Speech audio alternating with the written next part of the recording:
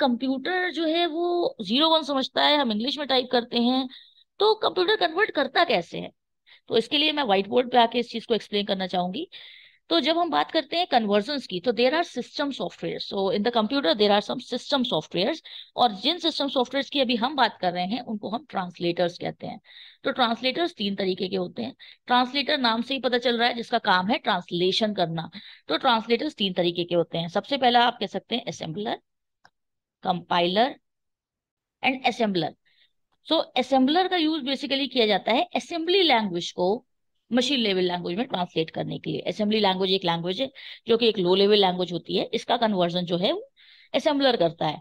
But compiler और interpreter, ये दो दो दो सॉफ्टवेयर हैं, एक कंपाइलर और एक इंटरप्रेटर। इन दोनों का ही इस्तेमाल एक ही काम के लिए होता है। कंपाइलर और interpreter both are basically used for the conversion of high level language to low level language. तो high level to low level translation जब हमें करना होता है, मतलब मशीन लैंग्वेज में लाना होता है जब हमें, तो हम दोनों का किसी का भी यूज कर सकते हैं, आप कह सकते हैं। तो इनका यूज करते हैं high level language to low level language. मैंने HLL मतलब हाई लेवल लैंग्वेज और LLL मतलब लो लेवल लैंग्वेज लिखा है। तो दोनों सॉफ्टवेयर सेम काम के लिए इस्तेमाल होते हैं। अब आती है बात, जब दो डिफरेंट सॉफ्टवेयर सेम ही काम के लिए इस्तेमाल हो रहे हैं तो there should be some difference. भाई हमारे पास डिफरेंट कंपनी के मोबाइल फोन्स हैं, हमारे पास डिफरेंट कंपनीज के लाइक टैबलेट है, लैपटॉप है, बट अल्टीमेटली मोबाइल का काम कॉलिंग ही होता है। तो हम लोग दूसरे दूसरे कंपनी के मोबाइल्स क्यों खरीदते हैं? क्योंकि वहां पर डिफरेंट डिफरेंट फीचर्स हमें मिलते हैं। तो हमें जो सूटेबल लगता है, जो हमारे बजट में होता है, या जो हमारे काम को पूरा कर रहा होता है, जो भी फीचर्स हमें चाहिए, हम वो वाला फोन ले लेते हैं। उसी तरीके से जब हम ट्रांसलेटर्स की बात करते हैं, तो कंपाइलर और इंटरप्रेटर दोनों का काम जो है वो high level to low level translation ही है।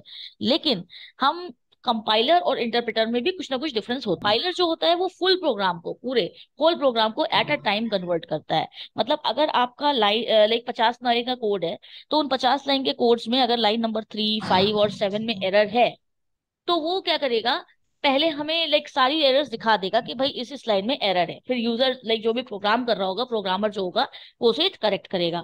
लेकिन अगर हम बात करते हैं इंटरप्रेटर की, तो इंटरप्रेटर क्या करता है, लाइन बाय लाइन कन्वर्जन करता है। तो interpreter line by line conversion करता है का मतलब ये हुआ कि अगर हमारी 50 लाइन के कोड में लाइन नंबर 4 8 और 20 में एरर है, तो पहले वो हमें दिखाएगा कि लाइन नंबर 4 में एरर है। जब प्रोग्रामर उसको करेक्ट कर लेगा, तब वो आगे अगर कोई एरर बची होगी उससे रिफ्लेक्टेड, तब वो दिखाएगा, otherwise it won't be representing any error. तो ये बेसिकली होता है जब हम बात करते हैं कि कंपाइलर और इंटरप्रेटर में क्या डिफरेंस है।